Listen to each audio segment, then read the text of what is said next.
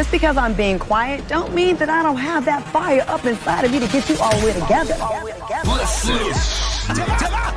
This is the Rumor Report. One thing that I'm not is a liar. First of all, my memory is too bad to be a liar. And second of all, there's just too many witnesses and people know what happened. People know the truth. On The Breakfast Club. I'll give it to you. All right, Pras from the Fugees is suing 50 Cent and Kyrie Irving for calling him an informant. He's not liking the label. But he's been kind of busy here. So last month it was reported that Pras was found guilty of all charges for his participation in an international conspiracy scheme against the U.S. government. Now, allegedly helped a Malaysian fugitive, Jolo, illegally funnel over $800,000 to Barack Obama's 2012 campaign. He also alleged to have gotten $100 million to persuade Trump and officials to drop an embezzlement case they had against him. So a publication pretty much said that he was an informant, and Kyrie and 50 Cent reposted and commented on that. So that's what his lawsuit, that's why he's, suing Kyrie and 50. It's a little complicated, but this is why you can't be quick to repost or report whatever headline you see on the internet, because in most of these situations, folks don't read the actual article. They just see the headline or the blog post, and everybody starts chatting online and creating a narrative, and folks run with that narrative. And when you someone with some status and some money, if you spread one of those false stories, you can be held liable. But I thought the publication was a reputable publication that put it out there. So if somebody reported from a reputable publication, Did the reputable publication call him a federal informant? Probably not. I think the reputable publication probably broke down what happened, and the internet created the federal informant I think they narrative. did, and they actually changed it after. I think they did at first. I would say allegedly. I think they did it first, and then they changed it later. So there was a Chinese criminal, and Pras was advocating to get him extradited. So he made a call to the FBI, and then the guy got extradited. So it's kind of a gray area there.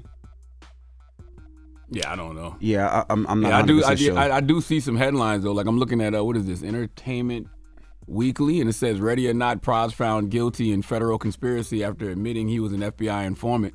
So I mean, yeah, that story did come from somewhere. Yeah, it came from a reputable publication. So if somebody says it, I wonder how do you sue all those different people? Because if you say, let's say he's trying to sue easily, like 50 gonna say, well, I got it from this publication right here. But which is a reputable publication, though. But they can hold everybody liable who spread that, even if it's false.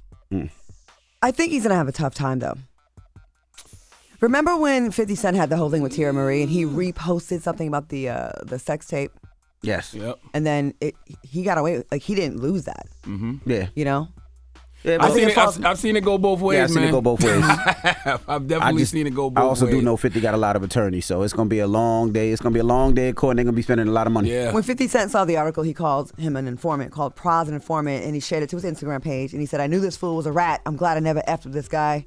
And then Kyrie followed up with, "The whole FBI informant was in the Fugees for that long?" Well, see, 50's going to be good in that. I'll tell you why. Because he never called him. No, remember when Tony Yale was up here, and Tony Yale was saying that he believed Pras was the person who told the Ink that they were in the studio. That's what 50 was referring to. That's what I'm not 50's lawyer, but that's what I feel like 50 was referring to in that post. I didn't even see Kyrie Irving posted, so I don't know. Yeah, I see it. I'm sure 50 got it. Kyrie Irving got it from Amazon. From Amazon? Yeah, he got it from Amazon. Got it from Amazon. Kyrie got it from Amazon. 50 wasn't even referring to that situation. So they both be good. I think it's going to be tough, though. I do. All right, Young Thug hospitalized in jail and misses court hearing. As you know, he's in jail, still awaiting trial for the YSL RICO case. Yesterday, it was reported that he had a medical emergency during court proceedings. No details about the illness have been provided. We don't know, we have those medical privacy laws.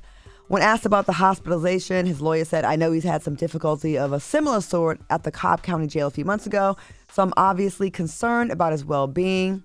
Young Thug has since been released from the hospital with details of his condition still unclear. That case has been crazy to me. Why it don't seem real? Right. This whole case seemed like an episode of Power. And it's really long. It's been dragging. Well, first they said they had like over 100, people testifying, and that dropped to like 30 to 20, and now people are not showing up to court. People don't want to testify. This one's getting sick. That case is all over the place. This is a TV series, 50 Cent. Absolutely, and it feels like it's going to end in a mistrial or something. I think so. I wouldn't be shocked if it ended in a mistrial and Thug comes home. Because it just don't seem real. No. Yeah. A lot of drama around that. All right, that's it. All right, well, that is your rumor report. Now, when we come back, Tesla and Figaro will be giving us front page news, and Tammy and Kirk Franklin will be joining us. So don't move. It's the Breakfast Club. Good morning. Wake that ass up. Early in the morning. The Breakfast Club.